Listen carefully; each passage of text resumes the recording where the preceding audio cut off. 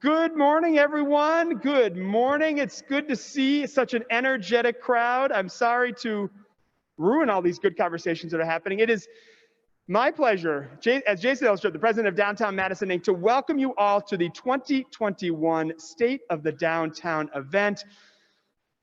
We are thrilled to be back downtown at the beautiful Overture Center, which is an amazing place for downtown, but also an amazing place for me. I was married right up there 13 years ago I can never forget my anniversary. Well, thank you.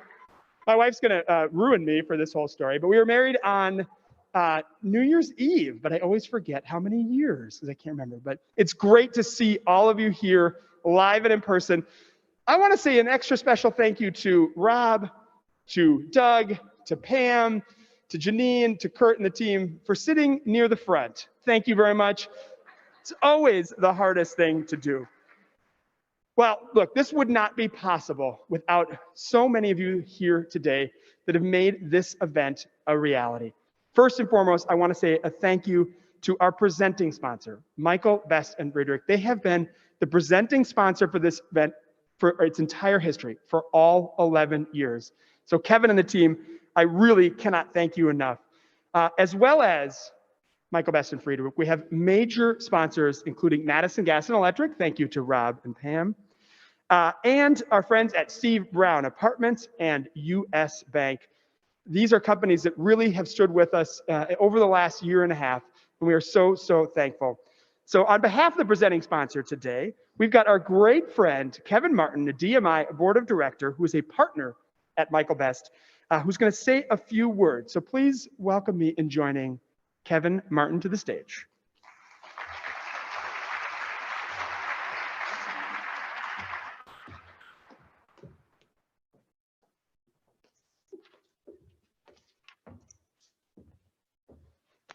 Thank you, Jason, for that introduction.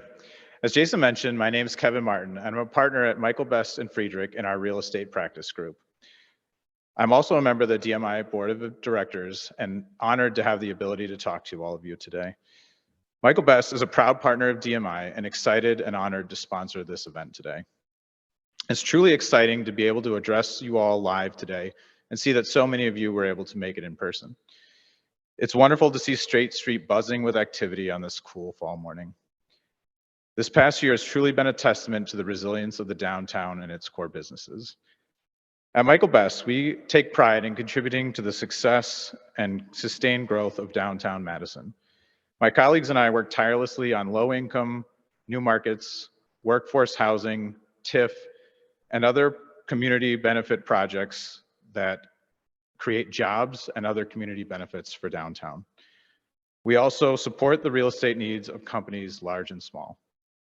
Our colleagues in the Venture Best group work with cutting-edge technology companies, venture capital groups, and startup companies that cement Madison as a regional, if not national, tech base and contribute to making Madison one of the highest ranking communities in quality of life. We at Michael Best are also committed to diversity and inclusion through our initiatives such as pro bono projects, hiring, and other community initiatives. In this community, we are also fortunate to live so close to a great resource like downtown Madison and have the unique opportunity to shape it and guide it moving forward. I look forward to hearing about the state of the downtown and what lies ahead for all of us. With that, I'll turn it over to Jason to present today's presenters. Thank you.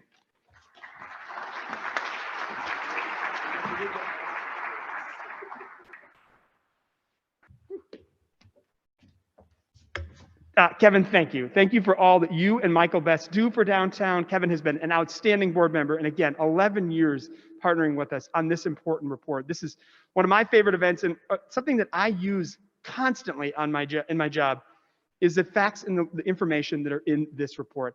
I want to say a huge thank you to many of you that are in the room, to Matt, to Craig Stanley, to Heather Stouter that helped with the data in this report. Many of you helped put this together. MG&E, several of you in this room, so huge thank you. You'll see a copy at all of your desks. There also are copies live. We're going to put that in the chat right now for everybody. Really, thank you to everyone that helped. We also want to say a huge thank you to Nelson Schmidt. Nelson Schmidt has worked with us since the beginning on this report as well. They're the ones that make it look as beautiful as it is. And that is a really important thing to do because there's some there's a lot of facts and figures in there, and you have to make sure that people understand it and it is in a presentation that is useful for everyone. So huge thank you to Nelson Schmidt. This is the 11th year we've been doing the State of the Downtown. So we have a wealth of facts and figures that talk about the vitality of live, work, and play at downtown. This has really helped us better understand what's happening downtown now, what happened in the past, and what will happen in the future. This really is an important document to look at the challenges and the opportunities we have moving forward. Again, I use this document on almost a daily basis.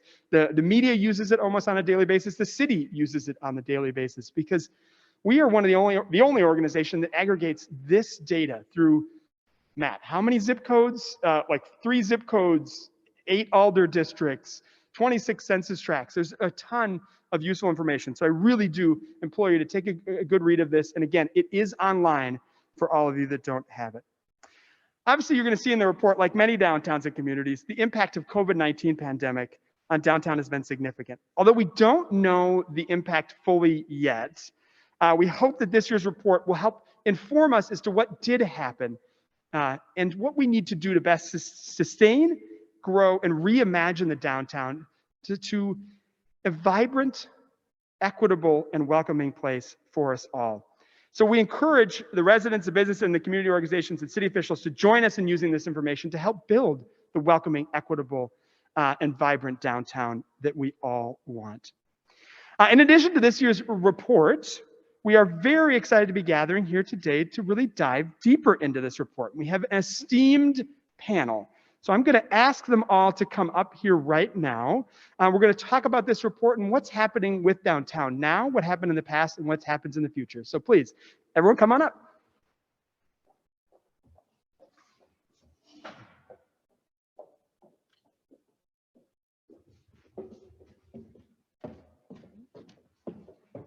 Kurt Brink, this is when we could have used you singing something for us, this odd transition. Kurt, what do you have in your repertoire? I did not hear it, but there was a few jokes over there, so it must have been funny. All right. Thank you all for being here today. Thank you all for joining us, too. I want to note we have friends on Zoom. We've got over 100 people here on Zoom, so no pressure. I'm not trying to add to the amount of pressure we have here today. So first, I'm going to introduce our panel. Then we're going to go over some housekeeping details. We've got some questions for them, and then we're going to ask questions from the audience, answer questions from the audience.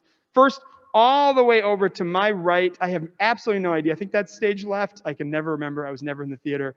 We have the amazing Brenda Gonzalez, who's the Director of Community Relations at UW-Madison, and I think a very proud DMI board member, and she's on our executive committee. She chairs our inclusiveness committee, and you can join us on Zoom this afternoon at 4 o'clock for an excellent presentation from Maggie Pasquelli from American Family. So there's your plug.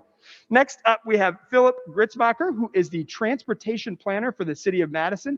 Joined the city of Madison 8 months ago? 3.5, 4.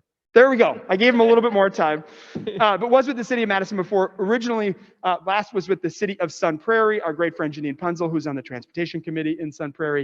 If you don't know Philip, an amazing guy, and if you are a transportation geek like me, get to know him because he knows everything. Next up, we are excited to have the new president and CEO of Destination Madison, Ellie Westman, who joins us today for your first time on the panel. Hopefully this will be years to come. We formed a great relationship. We're very excited for everything that she's bringing to downtown Madison and to their whole region as a whole. Sadly, we're going to go over this later. There's been some difficult numbers in the hospitality industry, but we'll go that. But the future is looking bright. Next up, another great friend of DMI, Matt Mikolajeski, who's the Economic Development Division Director, the city of Madison. Did I nail it? Yes, perfect. Yes. Matt is just fantastic and has been a huge help. Many of the successful public-private partnerships that have happened over the last couple of years are a direct result of Matt and his team, Heather as well, many people in this audience. We are very thankful for all of your help. Last but not least, oh, he's glaring at me really hard. We have Craig Stanley, the founder, principal of Broadwing Advisors, a real estate company based here in Madison, who is a longtime board member, 12 years. He got through all 12 years. Yes, when he joined the board at DMI, we ask a lot, and we ask for 12 years. Really helpful understanding what the commercial real estate landscape is here today. So please, let's give a round of applause to our whole panel. Thank you.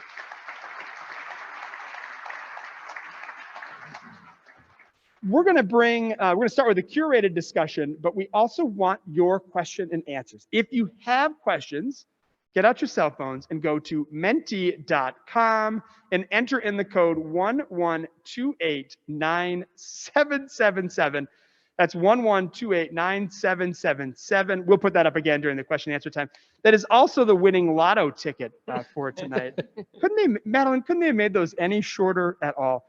So either live, you can use it here, or those of you who are there at home or at work right now on Zoom, please use menti.com, 11289777, 3 sevens.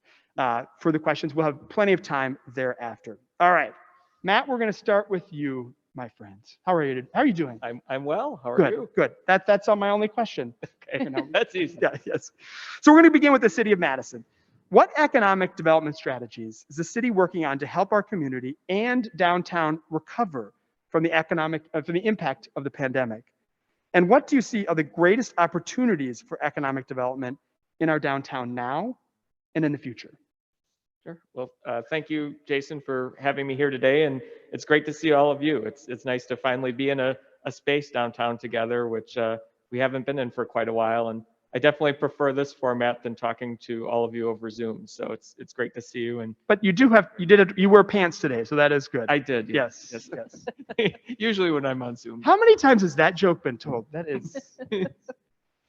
So over the past couple of years, of course, the city, from an economic development perspective, has really been looking at what we can do to sort of help mitigate the impacts of the COVID pandemic on the economy. And we're sort of at an inflection point now where we're moving away from looking at immediate response to now how we can look at recovery and really building back a better economy for our community moving forward. In terms of what we did to respond and what we did relative to businesses downtown, we early on set up a small business equity and recovery program, which was a grant program focused on entrepreneurs of color in particular, and other historically disadvantaged entrepreneurs. And the reason that the city did this is we quickly realized that businesses that perhaps did not have traditional financial support through traditional financial institutions weren't necessarily being able to apply for all the financial resources that were being made available through the federal government. And so through that SBER program, we provided grant funding to over 400 small businesses throughout the community to a tune of over $2 million. And many of those businesses were located in downtown. We had really good coverage of helping to support some of our downtown entrepreneurs that were really hurting from the loss of revenue from the pandemic. So that was sort of the first step in terms of that immediate response. Another great program that we've been working on downtown is the new pop-up shop on State Street in the 400 block, the Cultural Collectives. And this was a great partnership between the city, DMI, the BID, and the Hmong, Latino, and Black chambers to really take what we recognize as being a significant vacancy downtown, to take one of those spaces and reposition it in a way that provides new entrepreneurs with an opportunity to move into the downtown and basically try out being a retailer along State Street. Our goal, of course, is to hopefully, one or two of those businesses that are located within that pop-up shop will be very successful here. And hopefully one or two of them can possibly partner with one of our downtown property owners for a more permanent location on State Street. So really it's an opportunity to hopefully drive some additional great tenants into the downtown. And we're also looking at possibly expanding this. There are, as I think we all know, still quite a few vacant spaces within the downtown, certainly more than normal. And there might be an opportunity to expand this program into other spaces and cultivate additional entrepreneurs into the downtown.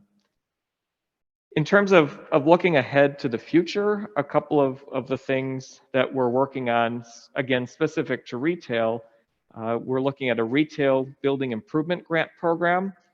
Some of you may recall that historically, TID 32, which was the State Street TID district, funded a retail grant program that provided funding to entrepreneurs interested in locating within commercial spaces money for the interior build out of those spaces. As many of you can imagine, these downtown spaces are quite old, and there's often a significant investment that's needed to be made within them in order to make them ready for a new restaurant or new retail establishment.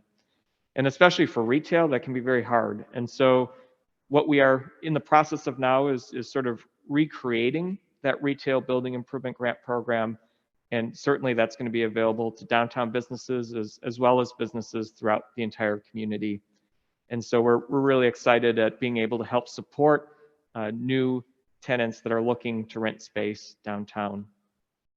We also have, through the federal ARPA recovery funding that the city received, we're going to be setting up a new neighborhood investment grant fund that is going to seek to identify new and creative ways to help bring businesses and the community into our commercial districts, not just State Street, but all of our commercial districts, Willie Street, Shank-Atwood, South Park Street, but really be able to work with organizations such as DMI and such as the BID on finding new ways that we can support those business districts with either events or marketing or other activities to help, again, cultivate businesses within those business districts. So that's really kind of the direction that we're moving from, is that immediate response to now looking ahead to the future at new business development and opportunities to do so. In terms of kind of now like looking ahead to where we see the opportunities within the downtown, certainly continued residential development. We're working with a number of developers right now, especially my colleague Heather Stouter, who's here, and her colleagues are working on several potential significant new residential projects in the downtown. And I think this is going to continue to be a strong point that we want to continue to reinforce, this idea of living downtown and moving into sort of this new hybrid work environment where maybe some people are working from home still part of the time and working in the office. There's likely going to be continued interest in living within a very vibrant neighborhood where you have access to a coffee shop and access to services close by. Because it's when you're working from home, it gets a little lonely, and so you might want to get out, and downtown is the perfect place to do that. And so we think there's a lot of promise still in the residential sector. In terms of the retail sector, I mentioned some of the specific programs that we're working on in partnership with some of our colleagues in the private sector. Obviously we still have a long way to go when it comes to the commercial market in the downtown, but we continue to be encouraged by some of what we're starting to see. When you look at some of the numbers that the BID maintains, we are at a lower vacancy rate than we were a year ago. The number of businesses that are moving into downtown, into that first floor commercial space, is greater than the number of businesses that are closing. So we certainly have turned the corner, and we continue, it's impressive to see some of the new business concepts that are moving into the downtown. One great thing about Madison is that we are a community of very smart and creative people. And that hasn't changed because of the COVID pandemic. And just as historically, we had just great business ideas come to fruition within our downtown, that's going to continue. The people are still here. And it is going to, though, take a little time to kind of move, but we are heading in a positive trajectory. We are, still concerned as a city from a workforce standpoint. That continues to be an issue where, that could potentially stall some of that recovery. I know many of you that are in the hospitality sector that are in the room you're facing this firsthand. There's not an easy answer to that. I wish I had an easy answer to provide from a city perspective, but I can just say that we are very much aware that the workforce needs and the workforce development that needs to go along with that is certainly top of mind at the city. And finally, our office market, I'm interested to get Craig's perspective. A lot still remains to be seen on exactly kind of where the future trajectory of that's going to be. Although again, from a city perspective, we're pretty bullish on the fact that you're still going to have businesses that are interested in being in the downtown, and again, even though there certainly has been a softening in that market and increasing vacancy rates, we are not as bad as we were in the Great Recession, despite everything that's happened, and so it has been worse in the past. We have had a worse chapter in terms of our office vacancy in the downtown, and so I think there's still some prospects to move forward.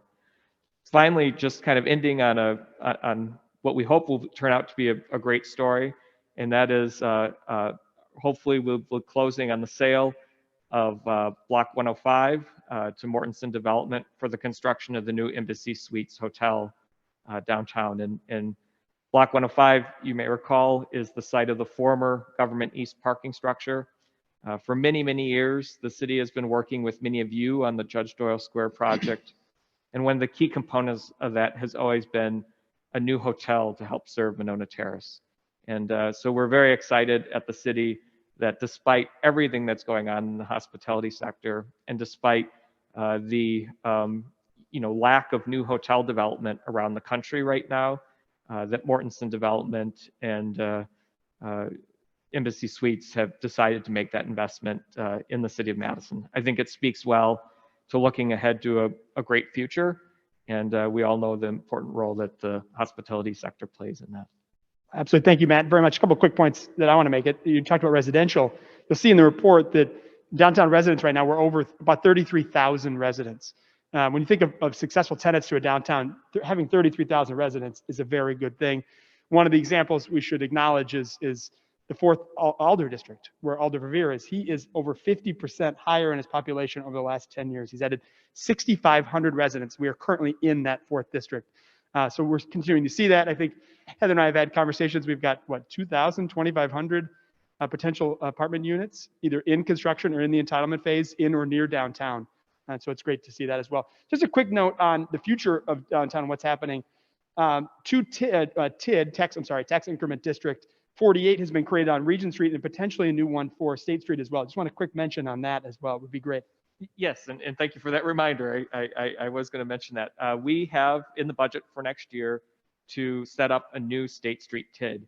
As I mentioned earlier, State Street historically had a TID 32, which closed several years ago and was extremely successful, not only at helping support bigger development projects, but helping to support small business development through the retail building improvement program, the old one.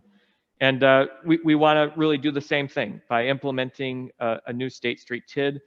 We want to have some capacity to help what we hope continues to be some of the larger projects downtown, but also really use that as an opportunity to help support small business development, especially along State Street. And so it's in the budget.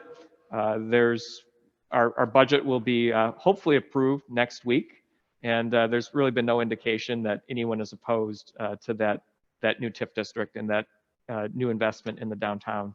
So we are looking forward to implementing that next year and having it available to do not only development project work, small business development, but also working with our downtown partners on probably some planning initiatives as well that could be funded out of that.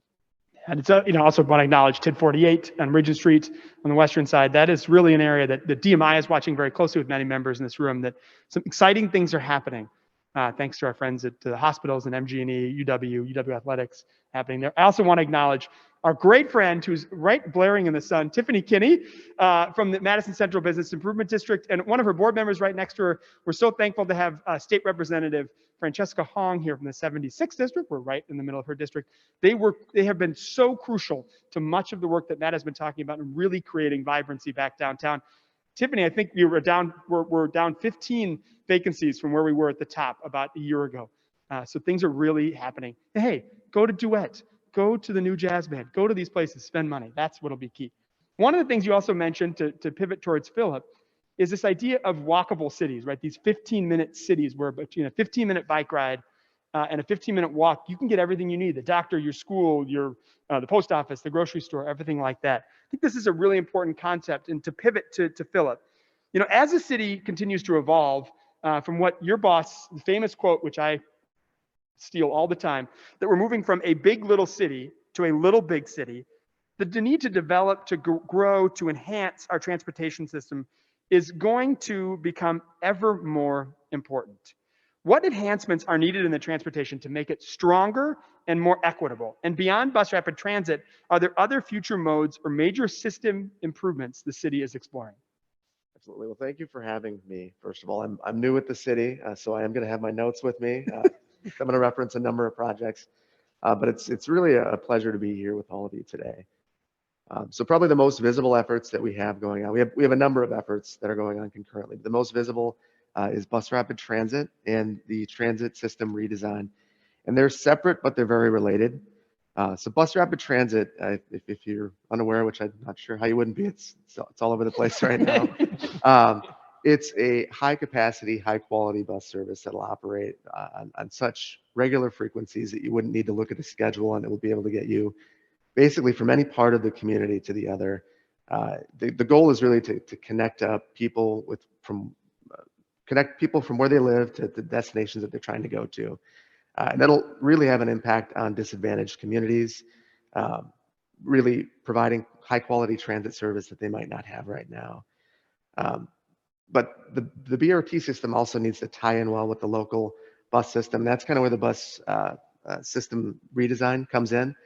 So what we're trying to do there is ensure that the system is a little bit more legible, more predictable, and that it works better for people. Right now, there are some routes that if you were to try to plan your life around the route, you might not be able to, because it only operates during the peak periods or at frequencies that are so far apart that if you miss the bus, you're missing work.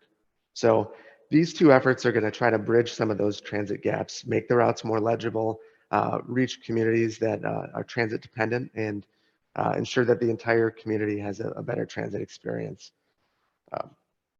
So this is going to have a significant impact on all portions of the community. We're also working to implement a Vision Zero program.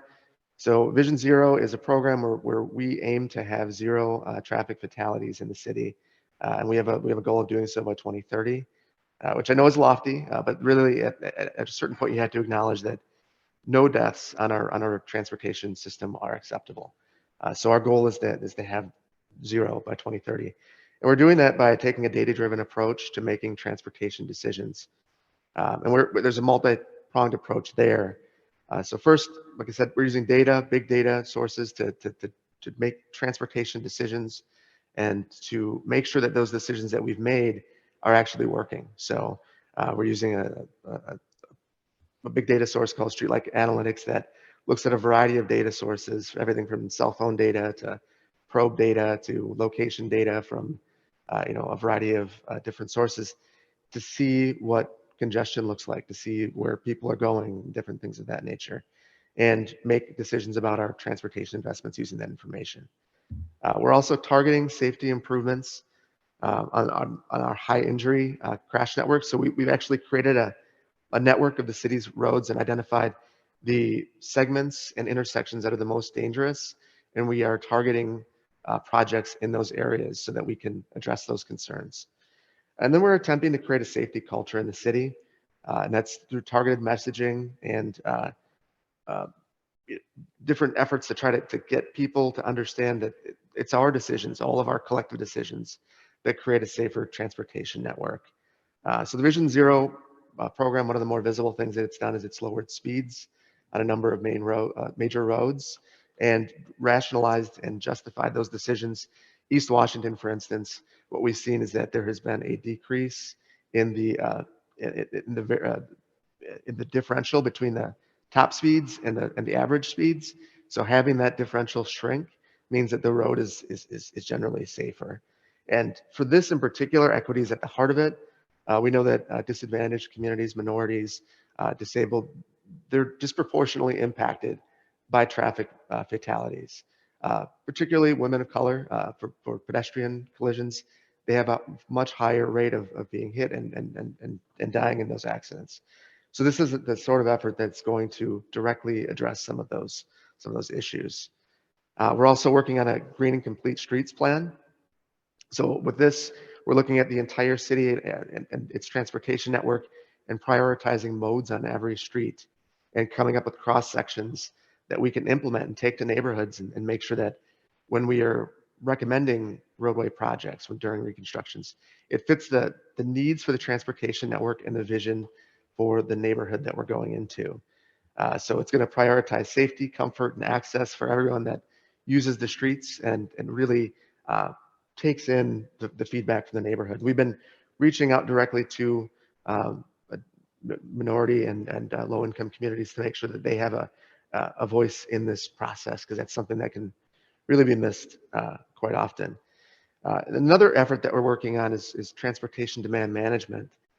So this is something that we are hoping will provide more choices for people when they're getting around. So the main thing we want to do is reduce the number of miles that people are driving in the city. So that'll decrease emissions, improve air quality. It'll minimize the traffic on our roads or reduce some of the congestion, which will ultimately make walking, biking, taking the bus more comfortable and safer. So there are a number of things that program aims to do. First, it's going to support alternative transportation, and if you are putting together a large development project, you generally have to submit a TDM plan. So this will give you a menu of options that you can select from, make it a bit more predictable, and hopefully help you reach the goal of reducing VMT and really incentivizing development to occur in areas that have good access to alternative transportation. And some of the measures are going to actually direct affordability directly, such as unbundling parking from rent, for instance. That would make the rent of an apartment cheaper. So the result of that program, we're hoping, will be a more livable city with streets that have less congestion and a more consistent framework for developers when they're bringing it into council. But beyond BRT and all that other stuff that I just talked about, we're also looking into opportunities that are coming our way. You may have heard that in the bipartisan infrastructure bill that's still working its way through Congress, there is a significant set aside for passenger rail. So we're staying informed on all the efforts that are going on. So Amtrak recently released a Connect Us plan, which had Madison identified as a core connection that Amtrak would like to make, extending the Hiawatha line from Chicago to Milwaukee to Madison.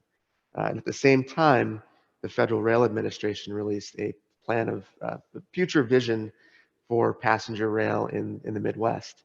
And they had core corridors in that plan, and we were actually identified in that plan. There's only one corridor that hasn't been built as part of their plan, their core, and that route is from Chicago to Minneapolis. And through their studies and planning efforts, they determined that route is not viable unless it stops in Madison. So that is helpful for us to understand, especially as some of this money comes to us, because we're going to need to do a lot of work to make sure that we are prepared. So things such as, citing a station, refreshing our documents from, decades prior. So we're keeping informed on all of those things and preparing to refresh some of those documents so that we're ready to hit the ground running when the opportunities come forward. Well, certainly the last part was very exciting news. We've heard a lot about this project for years, and it's very important that it sounds like we're trying to get the station as close to downtown as possible, having the train run through Madison, have it be high speed.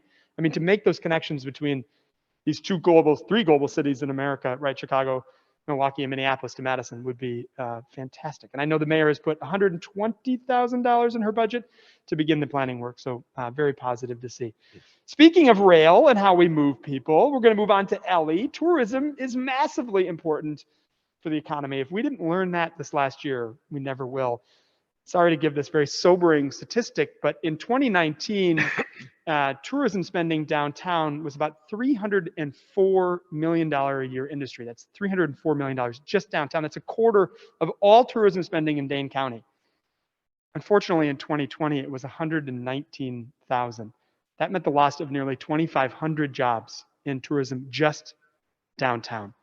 So we really felt the impact and the power of tourism. I know that as a former hospitalitarian, which I have said this time many times before. That's not a term. I've looked it up. It's not in the dictionary.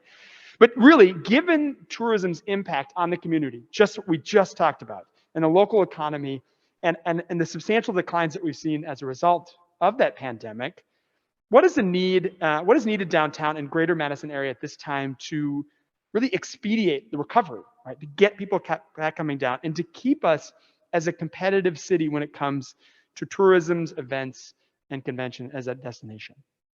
Well, good morning, everyone. There's many people here I haven't had the opportunity to meet yet, and I look forward to doing that. And Jason, thank you for not only having me on the stage today, but for my onboarding. You have been extremely helpful, and I appreciate it. So, as Jason said, 2020 was a pretty tough year for tourism. Really, nobody was traveling, or very little people were traveling. And the challenge we were having is not only were they not traveling, they weren't even thinking about traveling. They weren't dreaming about it. They weren't planning for it. If you looked at our website numbers, they went from almost 2 million website hits to, down to like 700,000. And that was probably us a lot making changes on the website. So, so we pivoted, because there's another word that we've used a lot in the last 2 years, but we pivoted a lot because on the national average, if you look at retailers and restaurants, especially the independent boutiques and things like that, their business is about 50-50, 50% resident, 50% visitor. Well, you take that 50% visitor away and they're going to struggle. So we really just completely changed our marketing to very internally. Our job day in and day out is to bring as many people to Madison as we can bring, so they spend money here and they go home. And we want that economic impact that it creates. And so that wasn't happening. So we really put a lot of emphasis on our local businesses and our residents saying, come on, please come out, pick up dinner to go, buy gift cards, do your shopping for the holidays, at one of our shops. So when I got here in February, my question was, as we hopefully start some recovery here in 2021, how are we going to recover and what's our focus areas going to be? And so what we decided to do was a series of Zoom meetings, because that's when we were still meeting on Zoom and not even having this opportunity. And we met with each of the industry segments in hospitality. So we met just with hotels, and we met just with restaurants and performing arts and venues. And we met with our municipal partners, Middleton and Monona and Fitchburg and so forth. And we asked them a series of questions because we wanted to know from them, what is their experience right now?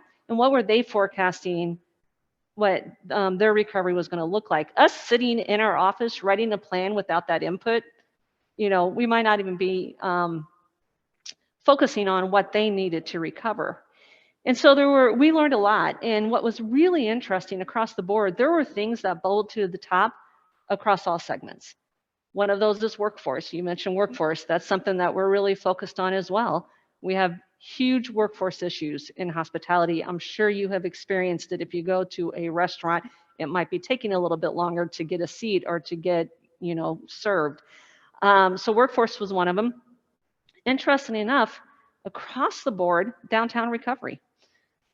Even the Middletons and the Fitchburg said, how downtown goes is how the rest of us goes, right? And we know from our visitors, whether they're coming in for a convention or they're coming in for a sporting event or they're just coming in for a fun weekend, they're coming to the Isthmus.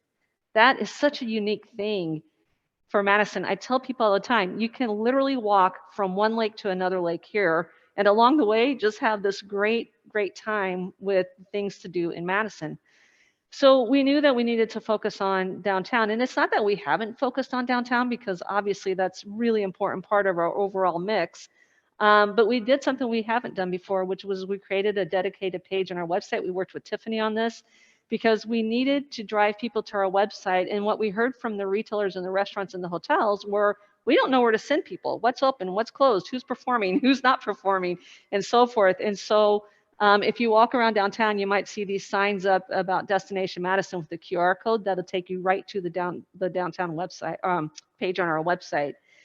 And then, of course, sales and marketing, because that's what we are supposed to do, and we needed to get back on our feet. And as much as leisure travelers weren't traveling, meeting planners were not planning meetings. And the reason for that was they spent their entire 2020 rebooking their conferences from that year into future years. So we actually have a pretty solid 2022 because a lot of our business that booked in 20 have rebooked for 22. Some of them booked a little bit further out.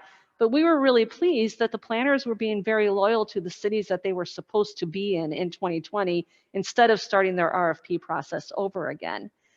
So, and then the last thing that came up, and definitely not as important, definitely as important as everything else, is diversity, equity, accessibility, and inclusion. So whenever I was reading the question and getting prepared for today and thinking about downtown, I have truly enjoyed Madison in my time here so far. I mean, my husband and I are just having a fantastic time.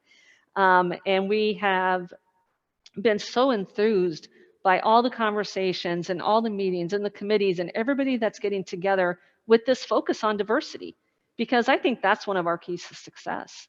And when I walk around downtown, the pop-up shops are amazing. Sabrina Madison just opened a Center for Black Women down here on the corner by the, I think maybe above the Veterans Museum. But engaging all of our community in the conversations is going to make us all so much richer.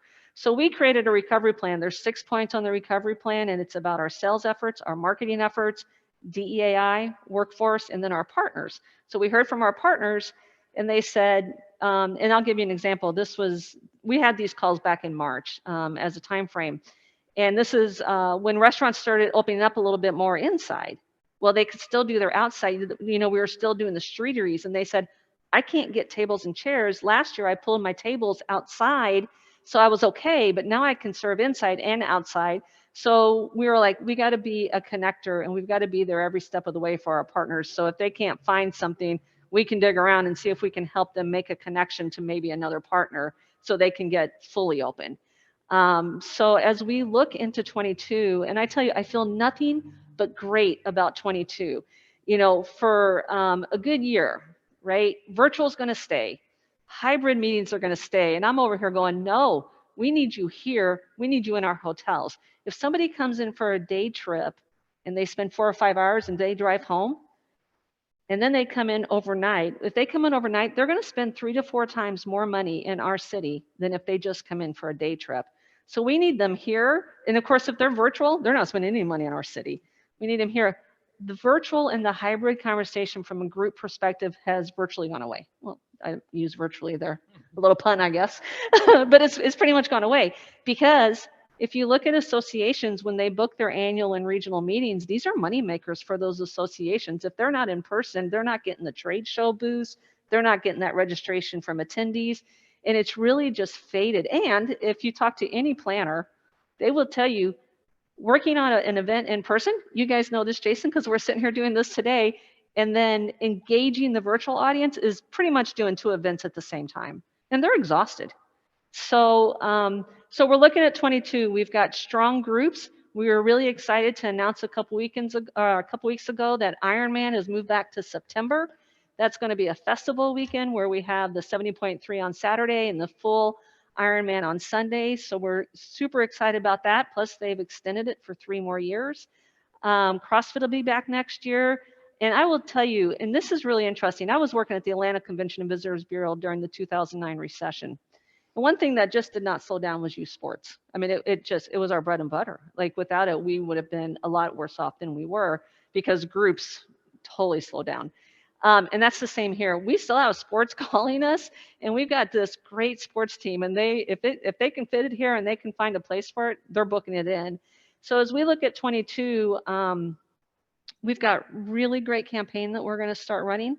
We're doing our budget a little bit differently, where we can run a year-long campaign as opposed to seasonal campaigns. Leisure traveler is, besides sports, is really leading the charge on getting visitors back right now, because people have been home for a long time and they're ready to travel. They're ready to see friends and family. We work with a group called Tourism Economics, and they're all about the research.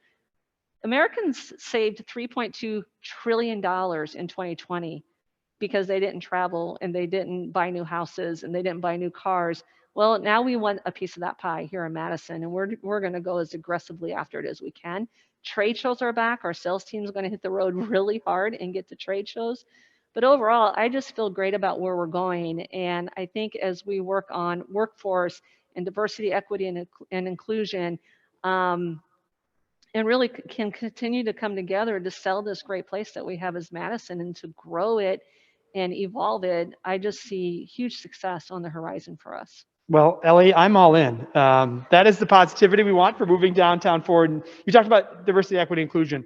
And I want to talk with Brenda about the role of UW, right? UW is so important for downtown for so many reasons. I would argue it's the economic development generator of the state, right? And we have it right here in our downtown. It adds vibrancy, it adds diversity, it adds so much to our downtown. How can the downtown best utilize the university to be more diverse, equitable, and inclusive? And where do you see downtown doing well? And where do we need work when it comes to DE&I? Thank you so much for your invitation here and for sharing the stage with such important connections and networks. I'm very excited to be here. I have been in this city for 20 years, and I know that we have a lot of work to be done. At the same time, I know and I experienced it myself being in such a welcoming environment. I have created my home here, and I decided to stay 20 years now. And my mom still asks me, didn't you say you were going for only 2 years for your master's, 4 years for your master's? And so they're still waiting for me and back in Mexico. So We'll keep them waiting longer. I know. I travel. That's very important. But thank you for the question. I think that that is really important. The work that many of the leaders in underrepresented communities are doing, they are connected either with the university or the general community. Really push for how do we do a better job in making sure that communities feel welcome. And I think that that is exactly what the university is trying to do as an industry, right? As a place where we are bringing and growing our community, new students. It is really important to highlight some of the work that the university is doing. Again, a lot of work needs to be done, but every unit now has a DEI practitioner, a chief diversity officer that is in the law school, or our general chief diversity officer, the new Dr. Charleston, that will create different plans to making sure that our historically underrepresented students really feel welcome here. I think it is really important to have that conversation, that not only feel welcome at the university on campus, but also that we think about how do we make sure that the city is also a welcoming space. And I'm so glad to hear from all of you here, and certainly many conversations that I have had with many of you, either at the board of DMI or specifically with the inclusiveness committee that I chair, that you really think that that is important, and it's something that will make an impact in how we see the future of our communities. If we look at the census from either the university or our general census in the state, we know that we are diversifying. We know that the communities are growing in many different ways. Our underrepresented communities are growing. So what does that mean for your business, for your area, for your industry, to make sure that you are really making a space that is welcoming, not only for just the tourists, but also the people, the students that want to stay here, they want to make Madison home. I think it is really important to think about retention. And it is something that we're seeing. Finally, we're seeing that at the university. We're really looking at numbers. For example, for the first time, we have a 25% of students in the freshman class that are underrepresented students. That was a big growth, again, 25% growth, really important. And then the overall is about 15. I know, again, it seemed like a lower number that needs to be a lot of work to be done. At the same time, we're getting there. We're really looking at what is the connection and the networks that we can create with DMI, with other businesses, to really create that environment where we can retain our students and our workforce. I think it is another piece of the the community that I think that we need to pay attention is the workforce that is part of the university. So I know that there's probably a lot of questions and a lot of other conversations that need to happen, but I'm hoping that this is part of that network and conversation that we can have in the future. Well, and join us literally this afternoon as we continue the conversation with Brenda and the Inclusiveness Committee. Thank you. All right, so the question that probably everybody is thinking about, we'll give to Craig. You're welcome. The future of commercial office space, right? Talk about tourism changing, something else that has changed. Matt, every single person has brought it up here, workforce, transportation. The pandemic has had a significant impact on how and where people work and where they do their business. I mean, more than half of our crowd is watching us live on Zoom. We've got people from Seattle and all these other cities that are watching right now, literally. So given we've seen some of these changes, what does the future of commercial office space look like? Be Nostradamus here. And where do you see, and how is the office market in downtown faring compared to other cities?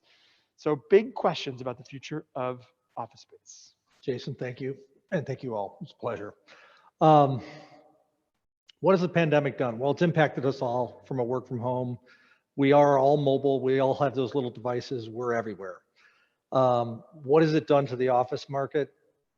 If you look at where Europe was pre-pandemic, they had a more hybrid model than the US. And all that COVID has done is accelerate us. What does it look like currently? We had a 4% rise in vacancy across Madison. Downtown went from 6 to 10%. The overall market went from 8 to 12%. What's interesting is the market has started, we've stabilized the last 3 quarters, and the market has some interesting dynamics going on right now. Small tenant activity is up huge, which means what is that? People are wanting to get back to work. They're starting to grow, but it's all on the small tenant side, which means that's 3,000 to 5,000 square foot tenants. Larger firms looking at smaller. Every firm out there, every company out there is looking at their square footage and how does that impact. We can't live by virtual alone. We all know that. We all get frustrated by Zoom. It gets old very fast. So what does that look like for the future? Office space gets redesigned. Office space gets reinvented. Attorneys are working more effectively from home. But at the end of the day, we still are creatures of connectivity. And how do we do that? So the office space market is not going away. It's going to be here for a long, long time, and but what we're doing is reinventing how our space is used, how we connect with each other, and we've accelerated that overall. What's interesting in the market right now is we're seeing larger firms shed space. So that small tenant activity, and this is anecdotal from numerous brokers that I've talked to in the last couple months, small tenant activity is up, but there are 61 spaces across Dane County greater than 15,000 square feet, 61 buildings that have greater than 15,000 square feet, and the average size is 38,400 square feet. So all the big tenants are shedding space. Now, is it going to go away? No, but they have seen productivity gains by having more people work from home. But they also are reinventing how their space looks and how do they re-engage and get people to still connect, because certain people work very well. I'll use attorneys as an example. Attorneys are more than happy to work at home because they've got a lot of heads down time. But at the end of the day, we still need that connectivity. How do you make those teams? So HR departments are becoming more critical to how organizations are, and what is that hybrid work from home strategy look like, and how do you re-engage with your workforce? Because workforces that feel disconnected lose interest, which is why we're seeing a high labor turnover demand where employees are looking at ways to, they don't feel connected, so it's very frustrating for employees. Back to pure office market, I'm generally optimistic. I just think it's going to be a slower growth of where we are. Downtown is interesting. We have a very insular market because of the university, because of associations, because of law firms, that we are in better shape overall. And that bodes well for the retail, the tourism, and everything else that everybody else has talked about. So I'm really upbeat about the market. albeit I think the office market is going to struggle for 2 to 3 years as people calibrate what their hybrid workplace strategy looks like.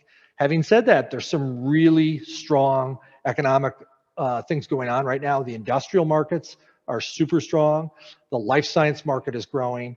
So there are things like conversions of office space to life science or industrial space to life science that is going to be really interesting to watch over the next several years. So This is a big question for downtown, right? Because we all know a successful downtown has a lot of residents, 33,000 residents. Normally downtown has 55,000 office workers. 37% of those are public, but these things matter. Events matter. That's what create a vibrant downtown. So that's why we brought this whole panel together. All right. We have time for one more question from menti.com for all of you. You each have 30 seconds. You're welcome for that. What is your dream for the future of downtown Madison in 30 seconds? Craig, we ended with you. We'll start with you. You're quick on your feet, so I went with you first. Thank you. My dream for downtown would be that if I walked out for one of these meetings, that on State Street, on the square, I would see vibrancy during the day, not just at lunch. And I would see vibrancy during the day where I'm seeing more people. The vibrancy on weekends and that, but I want to see it at 10 a.m. I want to see it at 3 p.m. That's my dream for downtown. I like that. Matt. I would say to be able to walk around the square and walk up and down State Street and just have a greater diversity of types of restaurants and retail and service businesses owned by just a greater diversity of individuals, and just see more people from different backgrounds and from all areas of the Madison community enjoying downtown, and really have it be a space for everyone. So I'm going to go myself because I'm that vain as an MC. I'm going to take what Matt said and quote our great friend Angela Russell from CUNA Mutual, who said, "We need to build soulful places downtown for every soul in our community." That's exactly what we need to do right now. And that'll create vibrancy, and that'll do exactly what Matt says. So sorry that I snuck in the middle. Ellie, you're up next. I'm going to say growth. I'd love to see Monona Terrace expanded, the destination district get completed, more events, just more of that activity that brings in not only our residents, but our visitors. I don't want to put words in your mouth, but Lake Monona Waterfront as well. Great project. Bill. A lot of what I would say has been said, but really vibrancy, easy to get. I want to see downtown become easy to get to, get around in, regardless of the mode of transportation and regardless of who you are. So that kind of covers it for me. And Brenda, we've got to end with you. The last word. The last one, all of what you have said, but really being true to feeling welcome here, to feeling where that it is okay, that I want to come in. Because I know that I'm going to find that restaurant, that friend, that connection that is going to be easy, and I'm going to be welcomed, even if it's in Espanol. That is the perfect last word. To Brenda, to Philip, to Ellie, to Matt, to Craig, a huge thank you for all you've done today for us, but for everything you've done for years and years now to build Madison into a great city and help to move it in the future to be a vibrant, equitable, and welcoming place for everyone. So let's give a huge round of applause to our friends.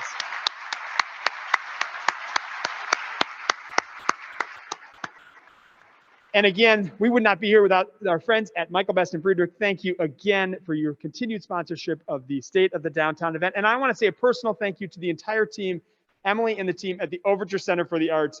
Thank you for all you're doing. You guys are on the front lines, and we really, really do appreciate everything. And last but not least, I want to thank all of you for being here today and being committed and true champions for downtown. So thank you all. Have a wonderful rest of the week. We'll see you downtown this weekend with shopping bags in your hands, with food in your belly from downtown. Support downtown as much as you can. Have a great day. Thank you.